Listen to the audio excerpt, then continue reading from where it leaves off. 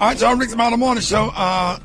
Let's have a little chit chat for a minute. This is a little awkward. This is gonna tick a lot of people off. A $79 cruise. That opens the cruise line up to a lot of people who normally wouldn't have access to a cruise. Yeah, a $79 cruise would attract a lot of people who wouldn't normally be able to afford a cruise. But I have to be honest, I've never heard of a $79 cruise before. Who's selling those? Even the most affordable cruise lines cost way more than $79. I don't know, but we have comedian and radio host Ricky Smiley and his crew. They decided to jump in on the Carnival cruise conversation, and they brought it to the radio. As you know, Steve Harvey already told y'all the Qs run the radio. So him, D.L. Hughley, and Ricky Smiley are the mouthpieces for the left wing of the establishment bird. You know, it's always a back and forth between the left wing and the right wing. And D.L. Hughley is probably crashing out right now as we speak. But it sounds like Ricky Smiley is speaking on black fatigue. Not blacks in general, but he's speaking on the ratchet blacks. We're going to get into it, but first, take a second to make sure you're subscribed to the channel and click the notification bell for all updates. Won't waste any time, let's go ahead and jump into it.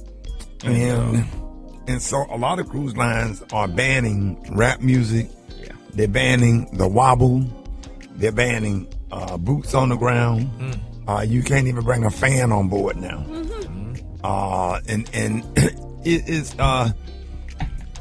I don't know why everybody's scared to have the conversation. I mean, it's uncomfortable because I don't think it's a black thing. I think it's a black culture thing. And, you know, we've had this conversation before where we talk about it's certain elements within our culture. We got to be honest about that. There's certain elements in every culture, but go ahead. It's certain elements in every culture, right. But 100 or 1,000 black people of a certain economic level, you're going to have a different group of people than... So what's been happening was fights on the ship. a lot of fights, a lot of people just being out of control. Disruption. Disruption. People who don't know how to... What's the word I'm looking for? A certain level of decorum. Right. That comes with... Couth. And couth.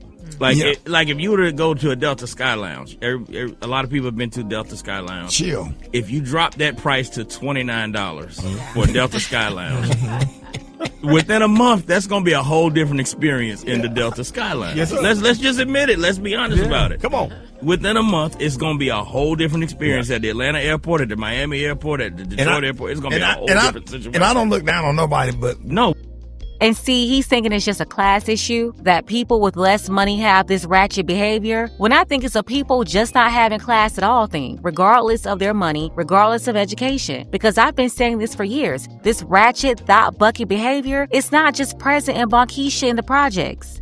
But that same behavior, the mannerisms, decision-making, it's also instilled in these so-called college-educated people, like I've been saying for the longest. It's different categories of the city girls. So you're seeing the same behavior from people that's supposed to be in the middle class, from the classroom to the boardroom, the courtroom, the hospital, and even the girls that's supposed to be above middle class. They can have $1 million and still have no class. You can't buy that. So yeah, again, it's the same problem I've been talking about forever. The whole community embracing this classless city girl street YN behavior. And now it's being acknowledged because the white people made up some new rules for the ratchets on the cruise ships, and they got them crying and whining about it because they feel targeted. Reverend Jesse Jackson said something during the Democratic National Convention in '88 that stuck with me. He said, just because you're from the projects, don't mean that the projects have to live in you. And that's true. The thing about project behavior and that mentality is you have people who never lived in the projects. They live in the suburbs or they live in normal neighborhoods, acting like project babies. Even folks who grew up in high-class affluent areas. They get on TikTok and IG where they join the crowd of trash, just following whatever they saw on Love and Hip Hop, and now they're following whatever they see on TikTok. Come on. Just because you live in the projects, that don't mean that the projects got to live in you. And we lived in the projects. Right. But you wouldn't have knew we lived in the project. As a matter of fact, when I would go to UAB parties and I didn't have a car, that's University of Alabama, Birmingham, campus would have a party. We would always go. And there was times I needed to ride home because I didn't have a car. Right. And I would get dropped off and everybody in the car was shocked. Like, you live here? Yeah. You don't act like it. You don't seem like it. You don't look like it. You don't talk like it.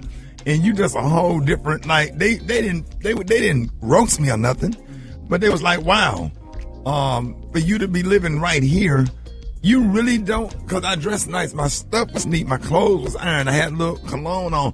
But there's one guy, and people are getting tired, whatever, and I think I know we are, but a lot of people are getting tired. We have that one clip. Yeah, listen to this. They sick of y'all. And before y'all get on here talking about oh, they racist, they hate black people. No, they hate. That's what they hate. I hate them too. Y'all don't know how to handle yourselves. Y'all get on here, get drunk, get to fighting, being disruptive, disturbing all the other passengers. Like, y'all act like y'all have no home training. Like, everywhere don't have to be a party. Some people pay for this just to simply relax. I'm with all the rules. Ban all the I'm gonna say this and I'm gonna get the up out of here. So I know I'm finna a lot of off with this one. I pay for my son to go to school so I won't have to deal with you garbage ass. I pay extra taxes to live in the neighborhood because I don't want to deal with you ignorant. I don't want to cut their grass. I don't want to deal with the got broke down cars in their yard. I don't want to deal with the get their trash can out the middle of the street. I pay so I can live that way.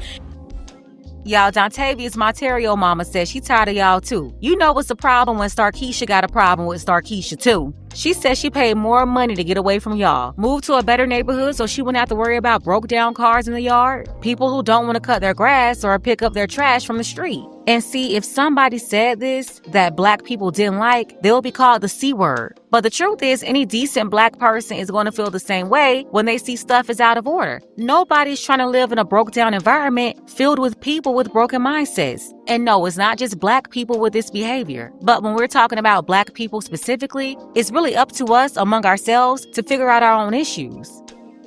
Come on. Yes. She said what I've been thinking a long time. You know how you've been thinking that, but you can't say it? No, you can't. I've really been feeling that, but you got to watch. Can we post the whole video, Beyonce?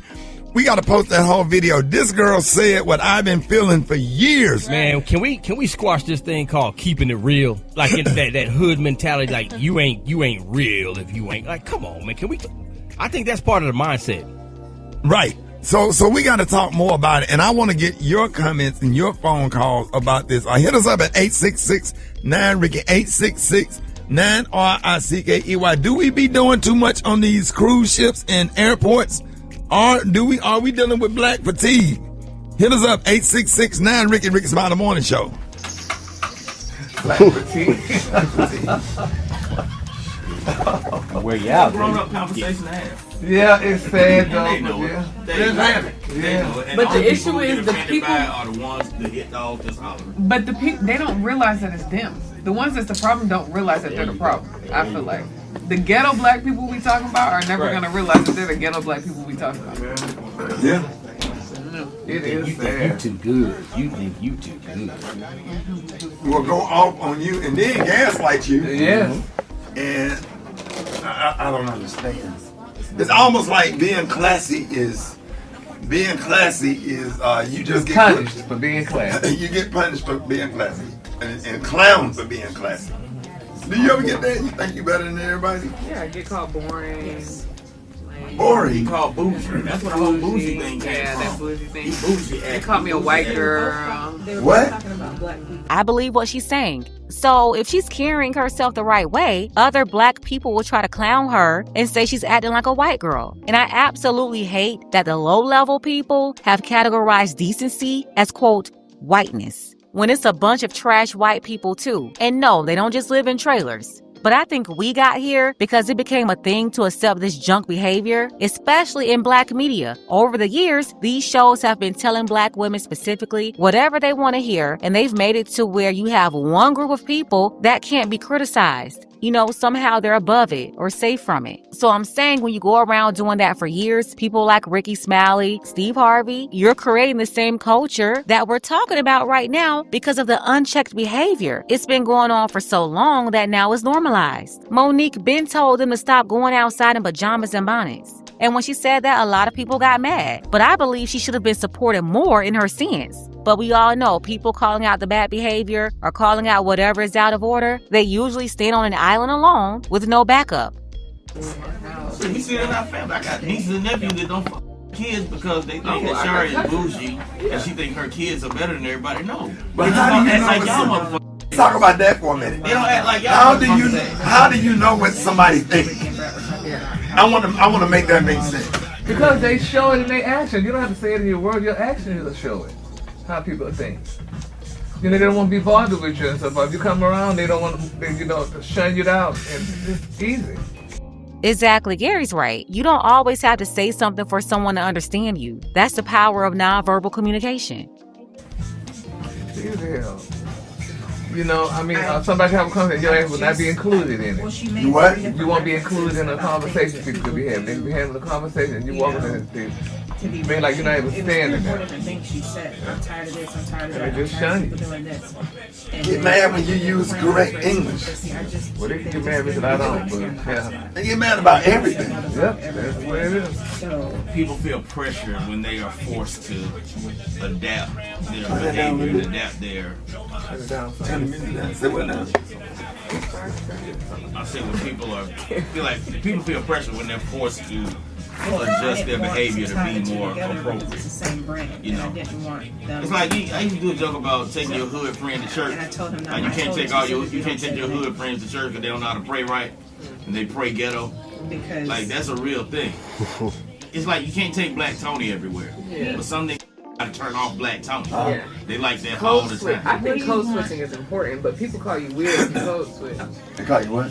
Call you weird if you code switch. They say you're trying to be white, but I feel like it's important to be able to know how to communicate with different groups of people. Sure. Like when I'm with my homegirls, it's different. I talk different than when I'm at work or, you know, in a nice fancy restaurant talking to, you know what I'm saying? Like whatever the case may be. You're gonna adjust It's gonna, your behavior. And I don't think that's you being ratchet. fake or you being lame. That we all know how to be ratchet. Exactly. Time. It's time and a place to be ratchet. yesterday. All right, y'all, Rick the Mountain Morning Show. We're talking about the story we're talking about this morning when the cruise ship jumped off and had some $79 tickets and there was fights on the ships and this, that, and the other. And we were talking about kind of like fatigue. Are we having some fatigue with people in our own community and how we act in public and how you don't feel safe going out somewhere with your kids to different events because of how Gary with the T family and them act? Yes, Lord. What is that, Gary? Yeah, it's sounding like some caged animals, huh? Don't say animals. Oh, yeah, don't do that. Let's go to the phone. Hey, I 866. say it all the time. The difference between black people and, ninjas. You can't take black folks everywhere, man. It's gonna be a situation every time. My name is Charles from Nashville, Tennessee. And my thoughts are, yes, we do too much. When you think about it, we go to these places, everybody else is dressed appropriately, acting appropriately, and not all of them, but the majority. And here we are, dressed like whatever and acting crazy. And what I was always taught is that we as black people, we do not need any help looking bad. We look bad enough already. I'm coming from Fountain Inn, South Carolina. First and foremost, it's true. When we go places with a certain class of us, we don't know how to conduct ourselves, and it's annoying. Baton Rouge, Louisiana. My name is Katrina, and I feel like there's a difference between having fun and just acting plain silly. So I think that with them mixing alcohol and just acting crazy, I think that we could do better as a whole. Two things I noticed here. They had a bunch of men calling up and they admitted the obvious, but no women really wanted to participate because when it comes to order and structure and accountability, a lot of women shy away from it because they don't like it. It doesn't feel good. And even the women who know it's not right, they won't say anything just to get along with the flock. But yeah, you did have this one woman call and she admitted there's a problem, but she's blaming it on alcohol. Nah, it's not a problem with alcohol because they're not drunk at the airport. They're not drunk at the hair salon. They're not drunk at Walmart. We have to admit what's really going on, and blaming it on alcohol is not the solution. It's just more tap dancing around the subject, which is why we're here in the first place, because nobody can say anything and it goes on and on. Let's go ahead and get the conversation started. Tell me what you think about this below. Special thank you to Elmer. I appreciate you, Elmer, for all of your support for the channel. You can show your support as well. The link to PayPal is below. Ladies, fellas, want a balanced analysis, want the truth from a woman's perspective? Then you're going to want to subscribe to this channel and don't forget to like and share.